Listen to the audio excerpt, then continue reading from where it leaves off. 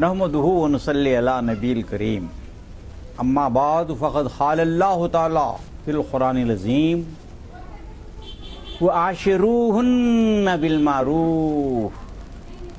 سورہ نساء میں اللہ رب العالمین ارشاد فرما رہا ہے، اے لوگو اپنی بیویوں کے ساتھ محبت سے پیش آؤ، حسن سلوک سے پیش آؤ، محبت و خلوص سے پیش آؤ۔ اسی آیت مبارکہ کی تشریح میں رسول اللہ صلی اللہ علیہ وسلم نے ارشاد فرمایا، اللہ رب العالمین نے اپنی قدرت کاملہ سے حضرت آدم علیہ السلام کے جسم کی سب سے زیادہ ٹیڑھی ہڈی، ہسلی کی ہڈی یا پسلی کی ہڈی سے عورت کو بڑی ندرت اور قدرت کے ساتھ، بڑی حکمت کے ساتھ پیدا فرمایا۔ جو چیز جس چیز سے پیدا ہوتی ہے اس کے اثرات اس میں ہوتے ہیں، ٹیڑھی ہڈی کے اثرات بھی عورت میں رکھے گئے ہیں قدرت کی طرف سے، اور اس کے ٹیڑھے پن پر صبر کریں تو انشاءاللہ تعالی شوہر نامدار کے لیے اجر عظیم، خیر کثیر نکل آئے گا۔ رسول اللہ صلی اللہ علیہ وسلم نے تاکید فرمائی، عورت کو 100% سیدھا کرنے کی کوشش کرو گے تو ٹوٹ جائے گی یا چھوٹ جائے گی، 100% سیدھی نہیں ہوگی۔ اس کی کجی پر، اس کے خامیوں پر اور اس کی کوتاہیوں پر صبر کرو۔ صبر کے بڑے ثمرات ہیں۔ کلام اللہ میں بھی اللہ رب العالمین ارشاد فرماتا ہے، ان اللہ مع الصابرین، اللہ صبر کرنے والوں کے ساتھ ہے۔ اور رسول اللہ صلی اللہ علیہ وسلم بھی ارشاد فرماتے ہیں، النصر مع الصبر، صبر کے ساتھ ہی کامیابی رکھی ہوئی ہے۔ سامعین، ناظرین، ہم سب کے ابا جان حضرت سیدنا آدم علیہ السلام جنت میں، ہم سب کی امی حضرت حوا علیہ السلام کی کجی پر بظاہر اللہ تعالیٰ کی نافرمانی تھی، لیکن امی نے مجبور کیا، شجر ممنوعہ خود بھی کھائے، آدم علیہ السلام کو بھی کھلائے۔ اپنی بیوی کی اس کجی پر آدم علیہ السلام نے عمل کیا، بظاہر جنت سے نکالے گئے، ان کی اس بھول پر اولاد آدم کی ساری نیکیاں قربان۔ لیکن اس کجی پر صبر کرنے کی وجہ سے اولاد آدم میں اتنی برکت ہوئی، ساری روح زمین اولاد آدم سے بھر گئی، آج بھی بھر رہی ہے اور قیامت تک بڑھتی رہے گی۔ دیکھ لیا آپ نے کتنا خیر کثیر نکلا۔ اللہ رب العالمین نے آپ کی ہماری ہدایت کے لیے کلام اللہ میں سورہ ابراہیم کی 37ویں آیت میں ایک فرما بردار بیوی کا واقعہ بھی بیان فرمایا ہے۔ حضرت بی بی حاجرہ علیہ السلام سے ان کے شوہر نامدار حضرت سیدنا ابراہیم علیہ السلام نے ارشاد فرمایا، حاجرہ چلنا ہے۔ بی بی حاجرہ علیہ السلام نے فوراً تیاری کی اور چلتے چلے، یہاں تک کہ وادی غیر ذی زرع میں چھوڑ دیے۔ حضرت بی بی حاجرہ علیہ السلام شوہر کے فرما برداری میں وہاں ٹھہر گئے۔ آپ ایک رات رہے، فجر کے ساتھ واپس ہونے لگے تو بی بی حاجرہ نے عرض کیا، اے میرے سرتاج کہاں جا رہے ہو؟ ایک نہ دو چلے جا رہے ہیں۔ جب 40 قدم سے زیادہ جا چکے تو پھر پوچھا، اے میرے سرتاج، اے ابراہیم، زچہ اور بچہ کو کس کے بھروسے پر یا کس کے حکم پر یہاں چھوڑے جا رہے ہو؟ آپ نے اشارہ فرمایا، بات بھی نہیں کیا، لیکن شوہر کی فرما بردار بی بی پلٹ گئیں۔ ان کے ایمانیات میں جوش آیا، یقین کی دولت پھاڑک اٹھی۔ زبان مبارک سے یہ کلمات بلند ہوئے، حسبنا اللہ نعم الوکیل نعم المولا نعم النصیر، میرے بچے کے لیے اور میرے لیے اللہ رب العالمین کی وکالت کافی اور وافی ہے، وہی محافظ حقیقی ہے، وہی مسبب الاسباب ہے، ہم اس کے بھروسے پر رہتے ہیں، اللہ بس باقی ہوس ٹھہر گئیں۔ اللہ رب العالمین کی رحمت کو جوش آیا، شوہر کی فرما بردار بیوی کی ایک ایک اداؤں کو قدرت دیکھ رہی تھی، مسکرا رہی تھی۔ حضرت بی بی حاجرہ علیہ السلام کی ساری ادائیں قدرت کو پسند آ گئیں۔ شوہر کی فرما بردار بیوی کی ہر ادا کو اللہ رب العالمین نے اپنی عبادت میں شامل فرما کر 4000 برس سے آج تک جاری رکھا اور قیامت تک جاری رکھے گا۔ یعنی حضرت بی بی حاجرہ علیہ السلام پانی کی تلاش میں صفا و مروہ کے جس انداز سے 7 چکر لگائے ہیں، اسی انداز سے آج ہر حاجی کو صفا و مروہ پہ 7 چکر لگانا واجب گردانا گیا۔ سامعین ناظرین، صلاح عام ہے یاران نکتہ داں کے لیے، نہیں قصہ دل لگی کے لیے، بلکہ عبرت ہے، نصیحت ہے، وصیت ہے، ہدایت ہے آپ کے ہمارے لیے، کامیاب زندگی کے لیے۔ سامعین ناظرین، کلام اللہ میں سورہ حجر میں اللہ رب العالمین 2 نافرمان بیویوں کا واقعہ بیان فرماتے ہوئے ان کو دنیا ہی میں ایسا ذلیل کر دیا۔ یعنی نوح علیہ السلام کی بیوی جو اپنے شوہر نامدار سے بے وفائی اور غداری کیا کرتی تھیں، طوفان نوح میں، قدرتی طوفان میں غرق کر دے کر جہنم کا کنڈا بنا دیا گیا۔ الامان والحفیظ۔ اسی طرح سے حضرت لوط علیہ السلام کی بیوی صاحبہ بھی اپنے شوہر نامدار سے بے وفائی، غداری، نمک حرامی کرتے تھے، جس کی وجہ سے اللہ رب العالمین نے نافرمان بیوی پر پتھروں کی بارش برسا کر ذلیل و خوار کرتے ہوئے تباہ و برباد کر دیا، اور آخرت کا عذاب جہنم کا مسلط فرما دیا۔ سامعین ناظرین، ایک فرما بردار بیوی کا واقعہ بھی آپ سن لیجئے۔ حضرت ایوب علیہ السلام پر خداوند قدوس کی طرف سے آزمائش آئی، ہر بال کے نیچے چھالا پھٹا پھوڑا، پھوڑے میں کیڑے پڑ گئے، طاعون کی وجہ سے آبادی والے نکال دیے۔ آپ کی 4 بیویاں تھیں، 3 بیویاں راہ فرار اختیار کر گئیں۔ ایک بیوی حضرت بی بی رحیمہ علیہ السلام آپ کے ساتھ رہیں۔ آپ نے ارشاد فرمایا، بی رحیمہ، اللہ تعالیٰ کی طرف سے مجھ پر آزمائش آئی ہے، میں صبر کر لوں گا، اور تم چاہے تو رہو، تم بھی جا سکتی ہو۔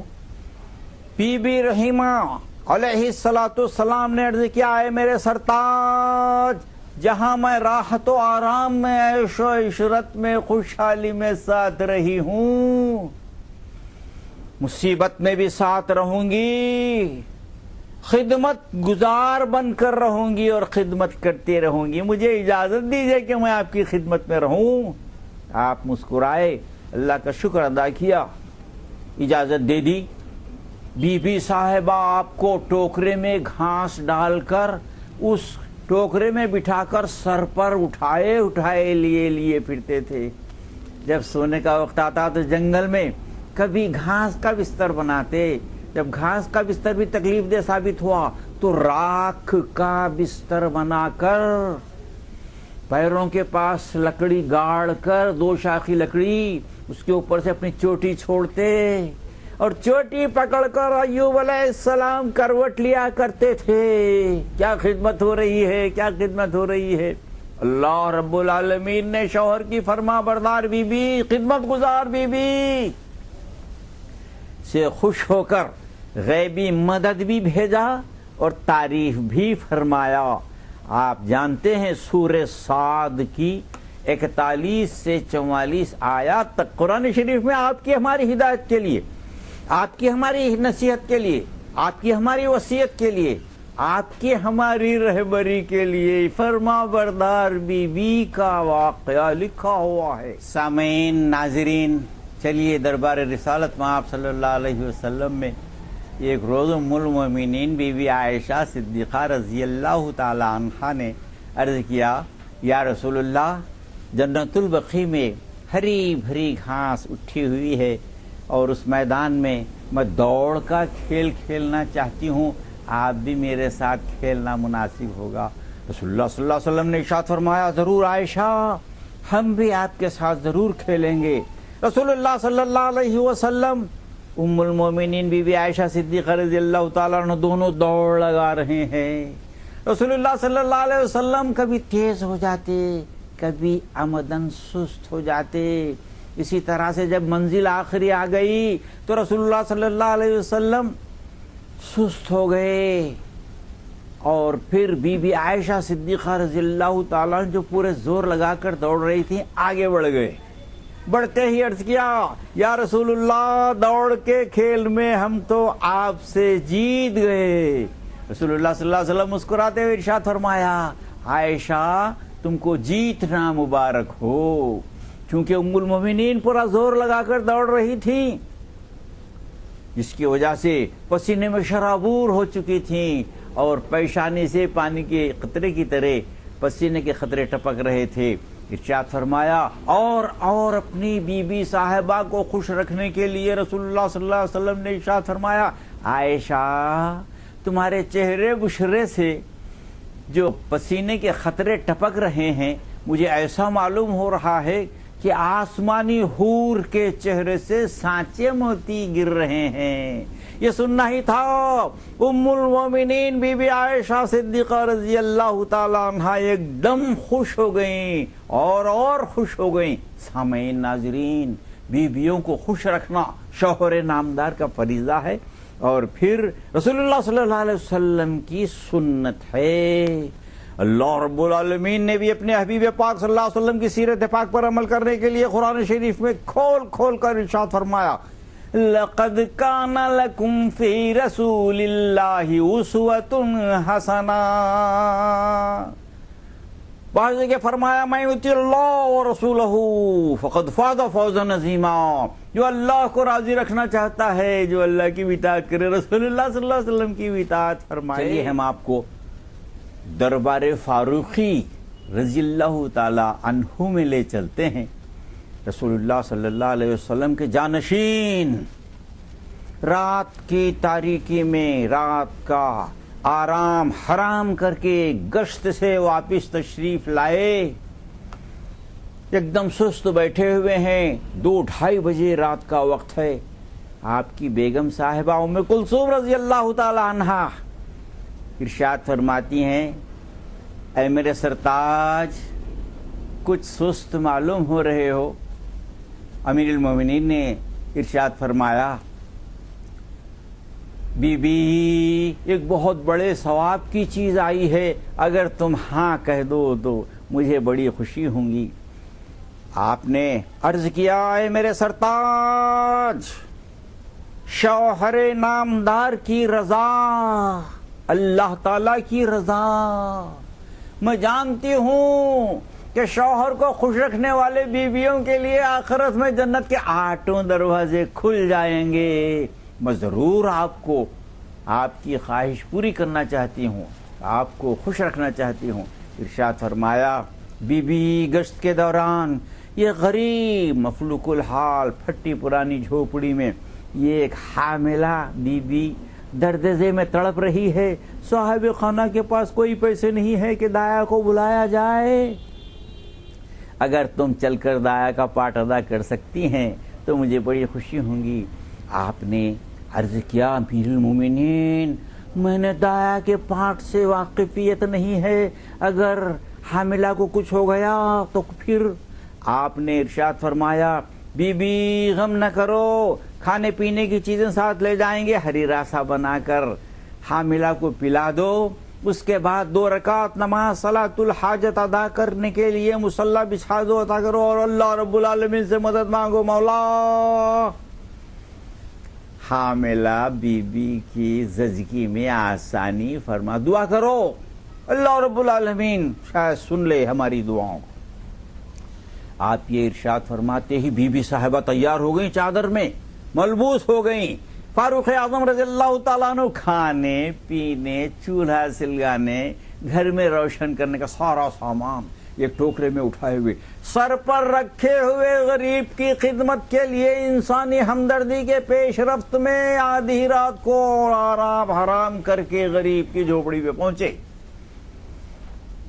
پکایا، کھلایا، روشن کیا، اس کے بعد میں مصلی بچھا کر حضرت بی بی ام کلثوم رضی اللہ تعالیٰ عنہا صلاۃ الحاجت ادا فرمائی، اللہ تعالیٰ سے دعا فرمائی۔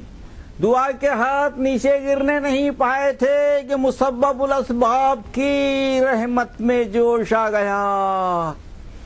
ابھی حاملہ بی بی کی آسانی کے ساتھ زچگی ہو گئی، لڑکا تولد ہوا۔ بی بی ام کلثوم رضی اللہ تعالیٰ عنہ کی خوشی کی انتہا نہ رہی، فوراً پکار کر کہا امیر المومنین صاحب خانہ کو صاحبزادے کی مبارکباد دے دیجیے۔ یہ سننا ہی تھا، صاحب خانہ تھر تھر کانپنے لگا کہ یہ گھٹیا خدمت امیر المومنین فاروق اعظم رضی اللہ تعالیٰ عنہ نے اپنے متعلقین کے ذریعے سے کروایا۔ اللہ اکبر۔ سامعین، ناظرین، ہم آپ کو پھر فاروقی دور کا ایک واقعہ بھی سنانا چاہتے ہیں کہ رسول اللہ صلی اللہ علیہ وسلم خلفائے راشدین کی سنت پر چلنے کے لیے ایسی تاکید عقید فرمائی ہے، چنانچہ مسجد نبوی میں اعلان فرماتے ہیں اے میرے امتیوں سن لو، علیکم بسنتی و سنت خلفائے الراشدین، اے لوگو تم پر میری سنت اور میرے خلفائے راشدین کی سنت لازم و ملزوم ہے، عمل کرو۔ سامعین، ناظرین، دور فاروقی میں دنیا کے 40 بڑے بڑے قلعے فتح ہو گئے، بڑے شہر فتح ہو گئے۔ ایک شخص فاروق اعظم کے قریب میں رہا کرتا تھا، وہ اپنی بیوی سے چخ پخ چل گئی تو بیوی کی شکایت کرنے کے لیے فاروق اعظم رضی اللہ تعالیٰ عنہ کے در دولت پر آیا، اور آنے کے بعد فاروق اعظم رضی اللہ تعالیٰ عنہ کے مکان سے زنانی آواز بڑی بلند ہو رہی تھی، اور فاروق اعظم رضی اللہ تعالیٰ عنہ ارشاد فرما رہے تھے بی بی اچھی بات ہے، آئندہ سے ایسا نہیں ہوگا، آئندہ سے دیر نہیں ہوگی، تمہاری فرمائش بھی پورا کروں گا، سودا سلو بھی وقت پر لا دوں گا، حکومت کی مصروفیات کی وجہ سے تاخیر ہو گئی، مجھے آج معاف کر دو۔ یہ سننا ہی تھا۔ وہ شخص جو شکایت لے کر آیا تھا فوراً واپس جانے لگا، اتفاق سے فاروق اعظم باہر نکل گئے۔ نکلنا ہی تھا، دیکھا کہ کوئی شخص آیا اور چلا جا رہا ہے۔ فاروق اعظم رضی اللہ تعالیٰ عنہ نے آواز دی، کون ہو، کدھر آئے اور کدھر چلے؟ تو فوراً وہ صاحب پلٹے، بڑی تیزی سے قریب آیا، سلام عرض کیا، دست بوسی کی، اس کے بعد امیر المومنین چپیوں ہی آیا تھا۔ فاروق اعظم رضی اللہ تعالیٰ عنہ آخر جانشین رسول اللہ صلی اللہ علیہ وسلم تھے، ارشاد فرمایا ہمارے گھر کو کوئی یوں ہی نہیں آتا، کہو تو صحیح کیوں آئے؟ اب کہنا پڑا، امیر المومنین آج صبح سے ہی مجھ میں اور میری بیوی میں بڑی چخ پخ چل رہی تھی، میں اس کو وارننگ دیا کہ تو نے شوہر نامدار کو ایسا بھی کہا، یہ بھی کہا، وہ بھی کہا، یوں بھی کہا، تو لہذا میں اب جاتا ہوں، جلالی فاروق اعظم رضی اللہ تعالیٰ عنہ جانشین رسول اللہ کی خدمت پہ شکایت درج کرتا ہوں، اور اس کو بلائیں گے اور پیٹھ پر کوڑے لگائیں گے یہ کہہ کر حاضر ہوا تھا، لیکن مگر خاموش ہو گیا. ہاں مگر میرے گھر سے جو زنانی آوازیں بلند ہوئی تھیں وہ سن کر شاید ہمت نہیں ہوئی. ہاتھ پکڑ کے اندر دیوان خانے میں لے گئے، بازو بٹھایا، ارشاد فرمایا، اے ابن فلاں سن لے، میری بیگم صاحب کے مجھ پر کیا کیا احسانات ہیں. سن لے، میری بیگم صاحب میرے گھر کی وفادار واچ مین ہے، نگران کار ہے. میری بیگم صاحب میرے گھر کی سویپر ہے جو صاف بھی کرتی ہے. میری بیگم صاحب میرے بچوں کو بھی پکا کر کھلاتی ہے، مجھ کو بھی پکا کر کھلاتی ہے.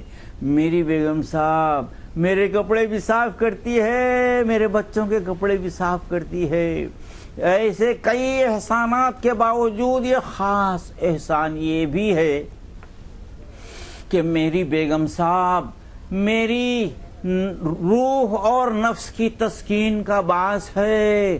اگر میری بیگم صاحب مجھے روح کی تسکین کا باعث نہ بنتی تو شیطان مجھے لگام لگا کر کدھر کدھر پھرا دیتا.